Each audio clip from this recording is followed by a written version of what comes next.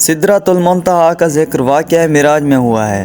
سدرہ عربی زبان میں بیری کے درخت کو کہتے ہیں، لیکن مفسرین نے لکھا ہے کہ سدرۃ المنتہا کے درخت کو دنیا کی بیریوں پر قیاس نہیں کیا جا سکتا۔ اللہ ہی جانتا ہے وہ کس طرح کی بیری ہوگی۔ اور منتہا کے معنی انتہا یا آخری حد، یعنی وہ مقام ہے جہاں سے آگے مخلوق کو جانے کی اجازت نہیں۔ سدرۃ المنتہا پر ہر عالم کا علم ختم ہو جاتا ہے، اور اس کے آگے جو کچھ بھی ہے اللہ کے علاوہ کوئی نہیں جانتا۔ رسول صلی اللہ علیہ وآلہ وسلم کے علاوہ کوئی بھی اس مقام کے آگے نہیں گیا۔ روایتوں سے پتہ چلتا ہے کہ سدرۃ المنتہا کے درخت کی جڑ چھٹے آسمان میں اور پھیلاؤ ساتویں آسمان میں ہے۔ معراج کی رات میں جب نبی کریم صلی اللہ علیہ وآلہ وسلم کو حضرت جبرائیل آسمان پر لے گئے اور اللہ کے حکم سے ایک کے بعد دوسرے آسمان کی سیر کرتے ہوئے جب آپ صلی اللہ علیہ وآلہ وسلم ساتویں آسمان میں داخل ہونے لگے تو سدرۃ المنتہا کا مقام آیا۔ وہاں ایک عظیم درخت موجود تھا جہاں اس کے پھل مقام ہجر کے مٹکے جیسے تھے اور پتے ہاتھی کے کانوں کی طرح کے تھے۔ ہجر دراصل قوم عاد کی مملکت کا دارالسلطنت تھا جہاں پتھروں اور پکی ہوئی مٹی کی مصنوعات بہت مشہور تھیں۔ 17ویں صدی میں شام، لبنان اور روم کے علاقوں میں سدرہ نامی ایک درخت پایا جاتا تھا۔ دنیا کی بدلتی ہوئی آب و ہوا اور کلائمیٹ چینج کی وجہ سے سال 1937 میں اس درخت کی نسل ہی ختم ہو گئی۔ مورخین اور ماہر نباتات نے اس درخت کی اونچائی 150 فٹ اور گولائی 40 فٹ لکھی ہے۔ اس درخت میں ہونے والے پھل بالکل ہجر کے مٹکوں کے مشابہ تھے۔ اس تاریخی درخت کی شان اور عظمت کو دیکھ کر انسان حیرت میں ڈوب جاتا ہے، جو اپنے دور کا ایک عظیم اور خوبصورت درخت تھا۔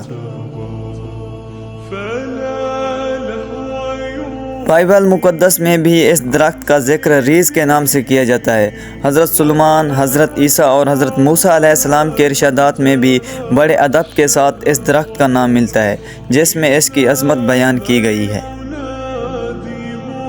زبور میں اس درخت کو دی ٹری آف لارڈ، خداوند خدا کا درخت کہا گیا ہے۔ حضرت داؤد اور حضرت سلیمان علیہ السلام نے اپنی عبادت گاہیں اور محلات اس درخت کی لکڑیوں سے بنوائے تھے۔ سدرہ کی لکڑیوں میں اتنی چمک اور خوبصورتی ہوتی تھی کہ اس سے بنی عبادت گاہیں نہایت ہی معطر اور صاف ستھری رہتی تھیں، اور تقریباً 400 سال تک ان پر موسم کا کوئی اثر نہ ہوتا تھا۔ شام و لبنان اور یونان کے علاوہ سدرہ کا یہ درخت ہندوستان کے ہمالیہ سلسلوں میں بھی پایا جاتا تھا، جسے دیودار کہا جاتا تھا۔ اس درخت کو ہندوستان میں دیوتا کا درخت بھی مانا جاتا تھا، اسی لیے اس کا نام دیودار ہے، جبکہ عرب میں اس درخت کو عذر کہا جاتا تھا، جسے شجرۃ اللہ کے نام سے جانا جاتا ہے۔ یہ تینوں نسلوں کے درخت دراصل ایک ہی خاندان سے تعلق رکھتے تھے، اور اسی خاندان میں بیری کا درخت بھی شامل ہے۔ اسی لیے اسلام سے قبل عربی کتابوں میں بھی بیری کے درخت کو سدرہ ہی کہا گیا ہے۔ مختصر یہ کہ سدرہ قدیم دور کا ایک اہم اور نایاب درخت تھا، اسی لیے قرآن مجید میں سدرۃ المنتہا کو دنیا کے اس بیری کے درخت سے تشبیہ دی گئی ہے، لیکن سدرۃ المنتہا جو ساتویں آسمان پر موجود ہے ان دنیاوی بیریوں کے درخت کی طرح کا نہیں ہے۔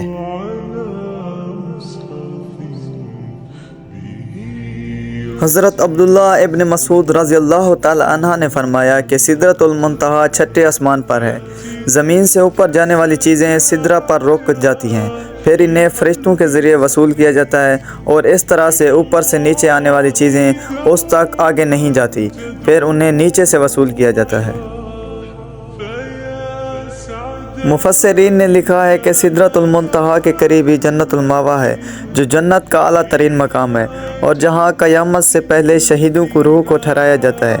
سدرۃ المنتہا کے متعلق بعض روایتوں میں آتا ہے کہ اس کے ہر پتے پر ہر فرشتہ کھڑا ہے جو اللہ کی تسبیح میں مشغول ہے، اور اس کی شاخوں اور پتوں پر سبز رنگ کے پرندوں کا جھنڈ بیٹھتا ہے۔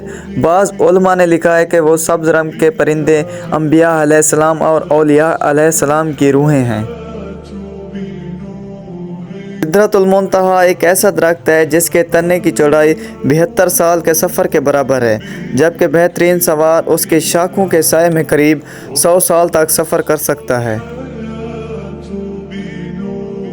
نبی صلی اللہ علیہ وآلہ وسلم نے فرمایا، سدرۃ المنتہا کے اس درخت کی جڑ سے 2 زہری نہریں نکلتی ہیں، اور اس طرح اس کے تنو سے 2 باطنی نہریں نکلتی ہیں۔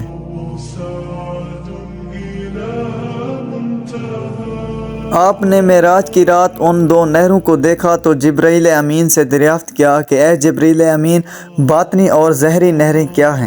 اس پر جبرائیل امین نے فرمایا کہ باطنی نہریں جنت میں جاتی ہیں اور زہری نہریں دنیا میں گرتی ہیں، جو دریائے نیل اور دریائے فرات ہے۔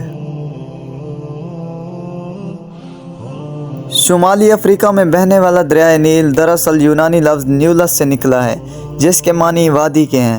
یہ دنیا کا سب سے لمبا دریا ہے، جس کی لمبائی 6000 کلومیٹر سے بھی زیادہ ہے۔ دریائے نیل مصر کی سرزمین سے گزرتا ہے اور وہاں کے باشندوں اور زراعت کے لیے ایک اہم مقام رکھتا ہے۔ مصر وہی سرزمین ہے جہاں حضرت یوسف اور حضرت موسیٰ علیہ السلام جیسے جلیل القدر نبیوں نے اپنی زندگی کا ایک بڑا حصہ گزارا۔ اگر دریائے فرات کی بات کریں تو یہ 2780 کلومیٹر لمبا دریا عراق اور مشرقی ترکی کے علاقوں میں بہتا ہے۔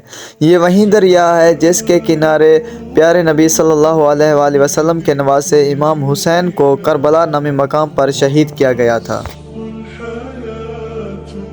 اور احادیث کے مطابق آپ صلی اللہ علیہ وآلہ وسلم نے قیامت کے قریب اسی دریائے فرات سے سونے کے خزانے اور پہاڑ کے نکلنے کی پیشن گوئیاں کی ہیں۔ یہ بات ظاہر ہے کہ سدرۃ المنتہا اس زمین سے اربوں خربوں نوری سال کے فاصلے پر کہیں کسی مقام پر موجود ہے، لیکن سوال یہ اٹھتا ہے کہ سدرۃ المنتہا سے نکلنے والا پانی نیل اور فرات سے ہماری اس سرزمین پر کیسے پہنچ رہا ہے؟ ہماری اس زمین پر پانی کہاں سے آیا؟ یہ ہمیشہ سے سائنسدانوں کے لیے ایک اہم سوال بنا رہا ہے۔ کچھ سائنسدانوں کا خیال ہے کہ اس زمین پر پانی اس وقت سے موجود ہے جب سے یہ زمین وجود رکھتی ہے، جبکہ حال ہی میں ہونے والی تحقیق میں بتایا گیا ہے کہ شاید زمین پر پانی آج سے اربوں سال پہلے خلا سے آنے والے شہاب ثاقب یا میٹرائٹ کے ذریعے یہاں لایا گیا تھا، اور 3 ارب سال سے پانی اس زمین پر موجود ہے۔ اب سوال یہ ہے کہ وہ شہاب ثاقب جو اربوں سال پہلے اس زمین پر گرے تھے اور پانی کو یہاں لانے کا ذریعہ بنے تھے، وہ اس جگہ سے آئے تھے جہاں سدرۃ المنتہا موجود ہے؟